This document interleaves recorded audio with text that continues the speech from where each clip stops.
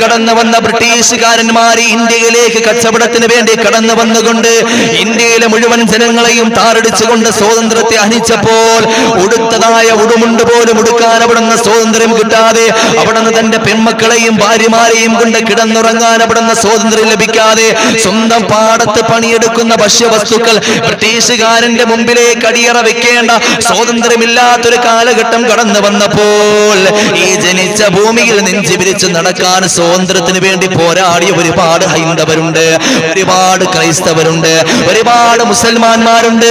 എന്റെ പ്രിയപ്പെട്ടവരെ, വക്കം അബ്ദുൽ ഖാദർ എന്ന് പറയുന്ന മഹാധീര ദേശാഭിമാനി ആരെന്നറിയോ? എന്റെ പ്രിയപ്പെട്ട സഹോദരങ്ങളെ, ഇന്ത്യയുടെ പാരമ്പര്യം ഞാനും നിങ്ങളും മനസ്സിലാക്കണം. ആ മനുഷ്യൻ ആരെന്നറിയുമോ? ഈ സ്വാതന്ത്ര്യ സമരത്തിന് വേണ്ടി പടഹധ്വനി മുഴക്കിക്കൊണ്ട് കടന്നുപോയ ആ മനുഷ്യനെ സുഭാഷ് ചന്ദ്രബോസിന്റെ കൂടെ ചേർന്നുകൊണ്ട് ഈ ഇന്ത്യക്ക് സ്വാതന്ത്ര്യം ലഭിക്കാൻ വേണ്ടി ഒരുപാട് യുദ്ധങ്ങളിലും അതുപോലെ ഒരുപാട് സമരമുറകളിലും അവിടെ അഭ്യസിച്ചുകൊണ്ട് കടന്നു വന്നവരെ 1942 സെപ്റ്റംബർ 27 താനൂർ കടപ്പുറത്ത് മഹാനവറുകൾ വന്നിറങ്ങിയപ്പോൾ, അന്തർവാഹിനിയിലേക്ക് കടപ്പുറത്ത് വന്നിറങ്ങിയപ്പോൾ ബ്രിട്ടീഷ് പട്ടാളം അറസ്റ്റ് ചെയ്യുകയാണ്. രണ്ട് കൈയിലും ചങ്ങലകളിട്ട്, കാലിലും ചങ്ങലകളിലിട്ട്, അതുപോലെ തന്നെ കണ്ണുകളിൽ അവിടെ നിന്ന് കറുത്ത മൂടപടം കൊണ്ട് കെട്ടിക്കിട്ട് എന്റെ പ്രിയപ്പെട്ടവരെ മദ്രാസ് ജയിലിലേക്ക് കൊണ്ടുപോയി. വെറും ഒരു അബ്ദുൽ ഖാദറിനെ മാത്രമല്ല കൊണ്ടുപോയത്, അനന്തൻ നായരെ കൊണ്ടുപോയി, ബാലകൃഷ്ണൻ പിള്ളയെ കൊണ്ടുപോയി. എന്റെ പ്രിയപ്പെട്ടവരെ, അവസാനം അവിടുന്ന് ബ്രിട്ടീഷ് പട്ടാളം 1 വർഷത്തിനുള്ളിൽ അവിടുന്ന് വൈക്കം അബ്ദുൽ ഖാദറിനെ തൂക്കിക്കൊല്ലാൻ പറഞ്ഞപ്പോ ആ സമയത്ത് കൊലമരത്തിൻ്റെതായ ഉള്ളിലേക്കൊന്ന് കടന്നു ചെന്നപ്പോൾ, ആ കൊലമരത്തിന്റെ നടുക്കിലേക്കൊന്ന് കടന്നു ചെന്നപ്പോ ബ്രിട്ടീഷ് പട്ടാളം ചോദിച്ചു പോയി, എന്തേ അഭിലാഷം എന്തെങ്കിലും ഉണ്ടോ?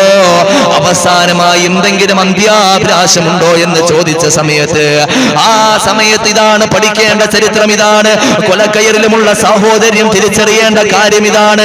ഈ ഇന്ത്യ എന്ന് പറഞ്ഞത് ആർക്കുള്ളതാണ്? പ്രിയപ്പെട്ടവരെ, മനസ്സിലാക്കേണ്ട ചരിത്രമാണ്, പഠിച്ചു വെച്ചുകൊള്ളുക. അബ്ദുൽ ഖാദർ എന്ന് പറയുന്ന ധീരദേശാഭിമാനി പറഞ്ഞ അവസാനത്തെ ആഗ്രഹം എനിക്ക് നല്ല ഭക്ഷണം കഴിക്കണമെന്നല്ല, എനിക്ക് നല്ല വസ്ത്രം കൊടുക്കണമെന്നല്ല, എനിക്ക് ഒരുപാട് സമ്പത്ത് വേണമെന്നല്ല. അദ്ദേഹം അവസാനമായി പറഞ്ഞ അന്ത്യാഭിലാഷം എന്തെന്നറിയോ? എന്റെ കൂടെ എന്റെ പ്രിയപ്പെട്ട സുഹൃത്തായ അനന്തൻ നായരെയും ഞങ്ങൾ രണ്ടുപേരെയും ഒരുമിച്ച് തൂക്കണമെന്നാണ് പറഞ്ഞത്.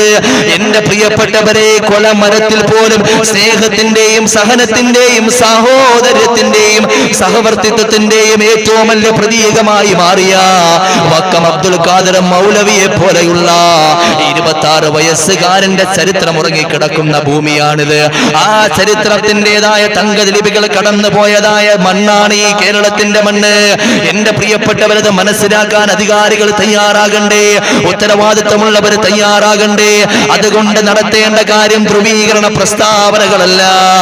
മനുഷ്യന്മാരെ വ്യത്യസ്ത ജാതിയാകട്ടെ, നിറമാകട്ടെ, കോലമാകട്ടെ, അവരെയെല്ലാം ചേർത്ത് പിടിക്കലാണ് അധികാരികൾ ചെയ്യേണ്ടത്. അതുകൊണ്ട് ഇങ്ങനത്തെ ധ്രുവീകരണ പ്രസ്താവനകൾ പിൻവലിക്കണം.